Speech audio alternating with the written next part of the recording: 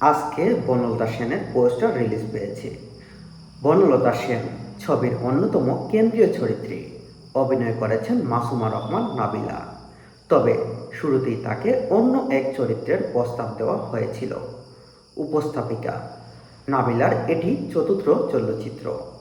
শাকিব খানের বিপরীতে তুফান ছবিতে অভিনয় করেছেন সর্বশেষে। নাবিলা বললেন, শুরুতে আমাকে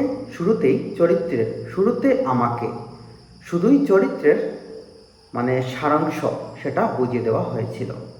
বলেছিলাম পুরো স্ক্রিপ্ট দেওয়া যায় কিনা, তবে বুঝতাম আমাকে আমার চরিত্রের উপস্থাপনাটা কী রকম বা কী। পুরো চরিত্রটা পড়ে তো আমি মুগ্ধ। পুরো গল্পটা চোখের সামনে ভেসে উঠেছে।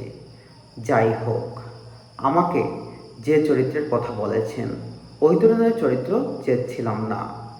ওনাকে সুন্দর করে বললাম, এই চরিত্রটা আমি এখন করতে চাচ্ছি না, তবে আপনি যদি আমাকে বনলতা সেন দেন তাহলে আমি এক কথায় রাজি হয়ে যেতাম।